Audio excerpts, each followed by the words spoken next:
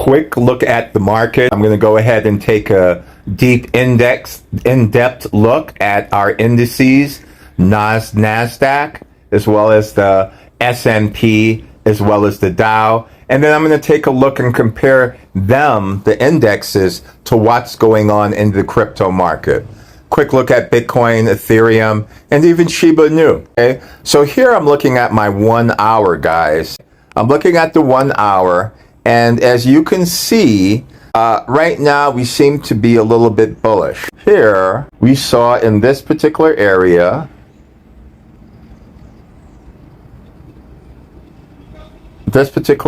over here, that it was a strong support over here, and now we see where it's coming back up. I think that we're going to go ahead and get a quick trend up to this area, which is my grid line, as well as underneath my top Bollinger Band, that green line, saying that it's oversold. So around that 14,919 level. And so that it looks good because it's been carrying along here above my white and red lines, which are, the white line is my 9-day exponential moving average. My red line here is my 13-day exponential moving average. So even though it broke down here, it held on my middle Bollinger Band. These EMAs and these Bollinger Bands are acting as a support for me. If it breaks down below this, which actually it wicked here, so we could possibly see that if it cannot make it above this overbought area, that it comes back down and fills this particular wick.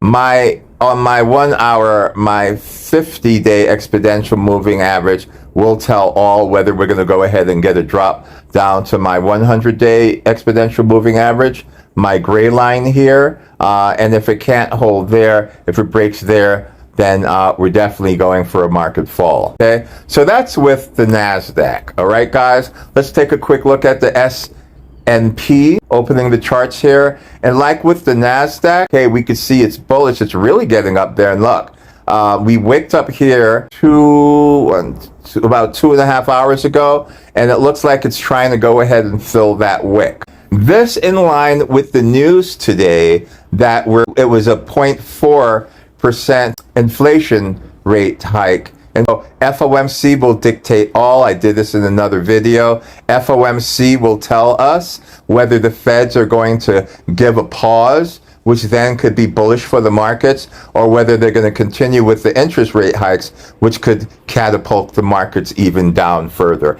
I ultimately think, guys, that we're going to go down, we're going to break higher lows, lower lows, and really get down there. I don't believe that we're in a bullish market yet, but right now we're seeing that at least two of the indexes, of the three that we're going to look at, the NASDAQ as well as this one, the S&P, these are bullish.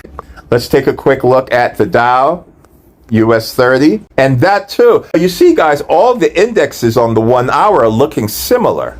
Okay, they're bullish, they're operating the same. So this is good news for indexes. This is good news for the market, guys. Whether it's going to be short-lived, we're going to go ahead and see with the FOMC, as I said. All right. Now, Bitcoin.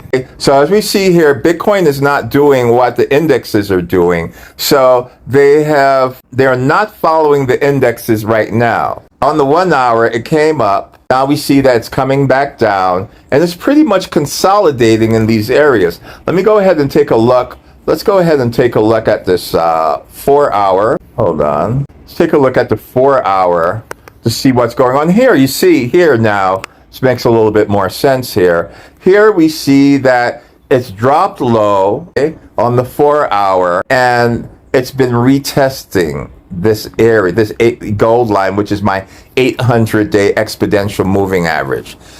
It wicked up here, but it couldn't get above it, which would give me some sense that we were about to get at least a little bit bullish and maybe get up to this $26,725 level on my gray line, which is my 100-day exponential moving average. Right now, it's coming down. Okay, as we could see here, it's coming down on that grid, and we're going to see whether it breaks below my middle Bollinger Band, which is shows the consolidation, and gets down and retests back down there to that $25,000 level where it broke. Pretty much, guys, it's been consolidating, but for Bitcoin, it's not acting as the indexes. It's actually trading away from the indexes right now. I think that possibly FOMC, if they go ahead and continue the interest rate hikes, then the indexes will drop, which will carry Bitcoin and the rest of the alts down even further. But as you can see here on this current 4-hour candle, it's selling off, guys. It's selling. All right. Ethereum holds the levels. I always tell you guys, Ethereum holds the levels a bit better than Bitcoin. Here we see right now, it's truly in the 4-hour been consolidating in these levels.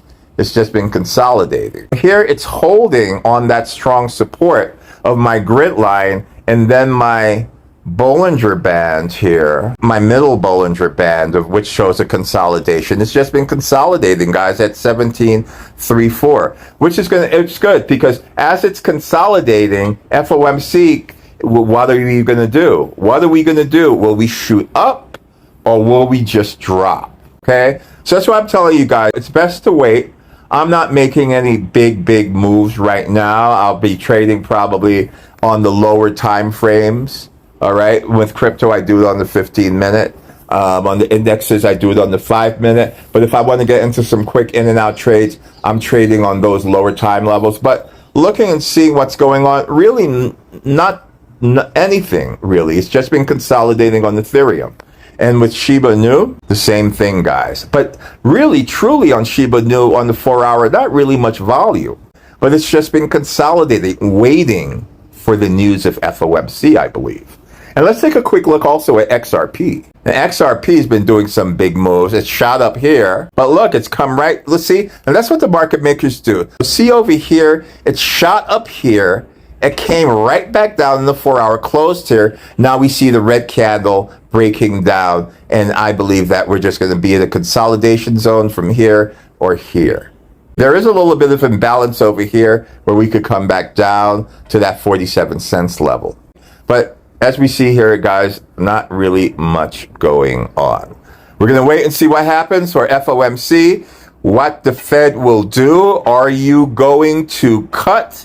Are you going to cease the interest rate hikes, or will you continue? Stay tuned for more of us. If you like what you get, what you like, what you saw, if you like what you heard, please hit subscribe, and please hit. It really does well for our algorithms, and it lets me know that you appreciate the content that we're giving to you each and every day. Thank you, guys.